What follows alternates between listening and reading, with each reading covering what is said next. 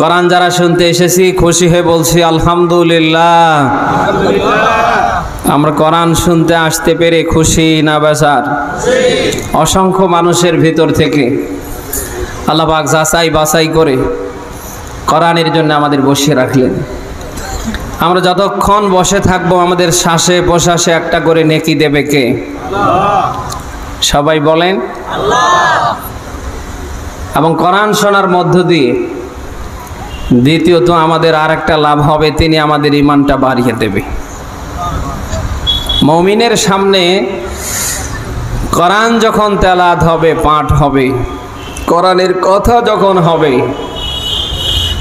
আল্লাহ তাআলা বলছেন সাদাতহুম ঈমানা, তাদের ঈমানটা বেড়ে যাবে। তো যারাই আমরা কোরআন শোনার জন্য এসেছি, আল্লাহ তাআলা দয়া করে যেন কোরআনের জন্য আমাদের কবুল করে। কিয়ামতের কঠিন মুসিবতের দিন যখন কায়েম হবে, একান্ত আপনজনরা যখন আপনার থেকে আমার থেকে আলাদা হয়ে যাবে, সেদিন যেন এই কোরআন আমাদের আপনজন হয়ে যায়। কোরআনের যে সুপারিশ আল্লাহ তাআলা যেন দয়া করে ওই দিন নসিব করে। জোরে বলেন আমিন। আমরা এসেছি আল্লাহর কোরআন শুনতে। কি শুনতে এসেছি বলেন তো? আমার কাজ হচ্ছে কোরআনের কথাগুলি বলা, আর আপনাদের কাজ হচ্ছে বলা আল্লাহুম ইয়াতাফাক্কারুন। আমার কণ্ঠে কোরআনের কথা শোনার পরে চিন্তা ভাবনা করা। তাহলে এখানে কাজ আমাদের উভয়ের দুইটা। আমার এই সুদূর ঢাকা থেকে দাওয়াত করে পর্যন্ত নিয়ে এসেছেন, আমার কাজ হচ্ছে কোরআনের কথাগুলি তুলে ধরা। আর আমার কথাগুলি যারা আমার সামনে শুনতে পারছেন, আপনাদের কাজ হচ্ছে এগুলি নিয়ে চিন্তা ভাবনা করা। আমার কথা কি আপনি বুঝতেছেন? তাহলে আমার কাজ হচ্ছে বলা, আর আপনাদের কাজ কি বলেন? এখন আমার কাজ হচ্ছে বলা, আর আপনাদের কাজ হচ্ছে শ্রবণ করা, শোনা। এখন বলতে গিয়ে যদি আপনার মন খারাপ হয়, আপনার দলের বিরুদ্ধে চলে যায়, আপনার নেতার বিরুদ্ধে চলে যায়, আপনার আব্বার বিরুদ্ধে চলে যায়, আপনার পীরের বিরুদ্ধে চলে যায়, আমার 4 পয়সার যায় আসে না।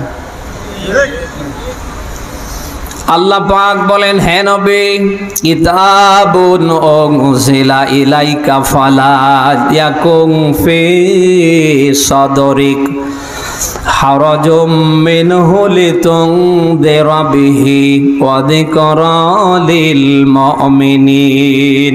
বলেন আল্লাহু আকবার। আল্লাহ পাক বলেন, হে নবী, যে কিতাব আমি আপনার উপরে নাজিল করেছি, আপনার কাজ হচ্ছে সন্দেহ, সংশয়, ভয়, ভীতিকে উপেক্ষা করে জাতির সামনে স্পষ্ট করে তুলে ধরা। কি করা বলেন? সেই সময় আল্লাহ তার রসুলকে কথা বারংবার বলছিলেন, হে রসুল, আমি যে কিতাব আপনার উপরে নাজিল করেছি, আপনি এটা যখন প্রচার করতে যাবেন, এটা যখন আপনি বলতে যাবেন, আপনার কাজ হচ্ছে ভয় ভীতি সব উপেক্ষা করে আমার দিকে তাকিয়ে আমার কথাগুলি বলা। মেরো দিনাজপুর বাসে আজ রসুল নেই, আজ নবী নেই, কিন্তু নায়েবে নবী হিসাবে, নায়েবে রসুল হিসাবে আর সেই জায়গায় আমি আছি। এখন এই মুহূর্তে আমার কাজ হবে আল্লাহর কথাগুলি আল্লাহর দিকে তাকিয়ে তুলে ধরা। এখন আমি যদি আল্লাহর দিকে তাকিয়ে আল্লাহর কথাগুলি তুলে ধরতে পারি, তাহলে আমি আলেম হিসাবে সফল। আর যদি কারো চোখের দিকে তাকিয়ে আল্লাহর কথাগুলি কাটছাট করে যাই, গোপন করি, আমি আলেম হিসাবে সফল না, আমি কিন্তু বেফল। আপনারা সবাই জানেন পৃথিবীতে ওই ব্যক্তির যে নিকৃষ্ট আর কেউ হতে পারে না। ওই ব্যক্তি কোন ব্যক্তি? দুনিয়ায় কোরআন জানার পরে, আল্লাহর কথা জানার পরে যে দুনিয়ায় গোপন করে। ১,৫০০ বছর পূর্বে কোরআন জানিয়েছেন, ইন্নাল্লাযীনা ইয়াকতুমুনা মা আনজালনা মিনাল কিতাবি ওয়াল হুদা মিন বা'দি মা বায়্যানাহু লিন-নাসি ফিল কিতাব উলাইকা ইয়ালআনুহুমুল্লাহু ওয়া ইয়ালআনুহুমুল লাঈনুন। বলেন আল্লাহু আকবার। সূরা বাকারা 2 নম্বর সূরার 2 নম্বর পারার 3 নম্বর পৃষ্ঠার 159 নম্বর আয়াত এটা।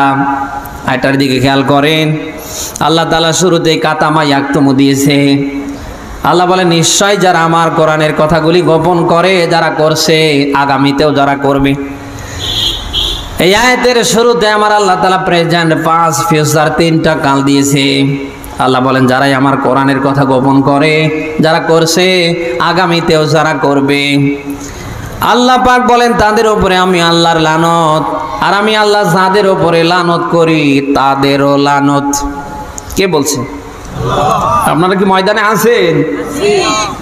প্রিয় দিনাজপুরবাসী, আমি জানতে চাই কোরআনের কথা তথা আল্লাহর কথা, ইসলামের সঠিক ব্যাখ্যা গোপন করে কারা? রিক্সা চালায় যারা, ভ্যান চালক যারা, প্রাইভেট থেকে নিয়ে শুরু করে একেবারে ট্রেন পর্যন্ত যারা চালায় এরা, জীবনে যারা মাদ্রাসার বারান্দায় পা দেয়নি এরা। কোরআনের কথা গোপন করে কারা? এক বাক্যে আমরা সবাই বলি আলেম যারা তারা। এরকম আলেম দেশে কম না বেশি? কোরআন হাদিস সব জানে কিন্তু বলে না। ওর ধান্দা একটা, বলতে গেলেই হয়তো ওর চাকরি আর টেকবে না। এরকম আলেম যদিও দিনাজপুরে নেই, বাংলাদেশের অন্য জেলায় আছে। একটা হক কথা বলতে দেখবেন না, ব্যাট বানিয়েছে একেবারে গর্ভবতী মহিলার মতো। ব্যাটের দিকে তাকিয়ে মহিলার লজ্জা পায়, ডাকদা বলে আব্দুল্লাহর আব্বু পেটে সন্তান আসে আমার, আর হুজুরের পেট বাড়ে কেন? এরকম হুজুর এই দেশে কম না বেশি? শুধু ফতোয়ার উপরে ফতোয়া, শুধু দলাদলির উপরে দলাদলি। যদিও এরকম হুজুর দিনাজপুরে নেই। আচ্ছা, আল্লাহর কথা যারা আল্লাহর দিকে তাকিয়ে মসজিদ থেকে ময়দান পর্যন্ত বলতে পারে না, এ কি হুজুর? এ কি আলেম? এটা জামানার সবচেয়ে বড় জালেম। আল্লাহর কথা জানার পরে যারা আল্লাহর দিকে তাকিয়ে বলতে পারে না, এদের উপরে লানত কার? বলেন। যে হুজুর মসজিদ থেকে ময়দান পর্যন্ত আল্লাহর দিকে তাকিয়ে কথা বলতে পারে না, আমি লিখিত মাসালা দিয়ে গেলাম, ওর পেছনে কোনো মুমিন, কোনো ইমানদার, কোনো মুসলমানের নামাজ হয় না, হবে না, হবে না। আমি লিখিত মাসালা দিয়ে গেলাম, কারণ ওর ভেতরে তো আল্লাহর ভয় নেই। ওর ভেতরে ভয় হচ্ছে মসজিদের সভাপতির, ওর ভেতরে ভয় হচ্ছে এলাকার নেতার। তাহলে কোরআনের কথা বলতে হবে ভয়ে না নির্ভয়ে? আরো জোরে। এ টার্গেট কার? এ রায় কার? অথচ জামাত দেশে আমরা যারা নিজেদেরকে আলেম দাবি করছি, আমরা অনেকেই আছি হক কথা বলতে চাচ্ছি না, হক কথা বলতে আমরা পারছি না। আমাদের ধান্দা একটাই, যদি হক কথা বলতে আবার চাকরি চলে যায়। সমস্ত আম্বিয়া আলাইহিস সালামের দিকে তাকান, তারা মনে হয় হক কথা গোপন রেখেছে নাকি? হ্যাঁ, প্রত্যেকটা আম্বিয়া আলাইহিস সালাম আল্লাহর দিকে তাকিয়ে হক কথা বলেছে। আর এই হক কথা বলতে গিয়ে তাদের উপরে জুলুম, অত্যাচার, টর্চার সবশেষে জীবন পর্যন্ত দেওয়া লেগেছে। নবী রাসূলেরা হক কথা বলতে গিয়ে জেলে গিয়েছে, মার খেয়েছে, জীবন দিয়েছে। আর হক কথা বলা তো দূরের কথা, বছর গেলে তোমার পেট বাড়ে। আরো মাসলা দেয়, আমাদের তো কিছু হয় না, আমরা টানা 30 বছর ধরে সেন্টার মসজিদে খুতবা দিচ্ছি, আমাদের তো কিছু হয় না, যত সব ওদের। ওই শয়তান, তোর হবে কি করে? নবী রাসূল যে পদ্ধতিতে দাওয়াতি কাজ করেছে, তোর দাওয়াতের সাথে রসুলের, নবী রাসূলদের, সাহাবীদের দাওয়াতের কোনো মিল আছে? তা কথা না বলে বুঝি কি করে? নবী রাসূলেরা আল্লাহর কথা বলতে গিয়ে জেলে গিয়েছে, রক্ত দিয়েছে, নির্যাতন সহ্য করেছে। আর তুমি কথা বলতে গিয়ে জুলুম, নির্যাতন, অত্যাচার সহ্য করা তো দূরের কথা, তোমার কাছে আরো বস্তা ভর্তি হাদিয়া তোহফা। যদিও এরকম হুজুর নেই। হ্যাঁ, এই সমস্ত হুজুরদের কারণে আজ ইসলামের 13টা বাজতে শুরু করেছে। কথা না বলে বুঝি কি করে?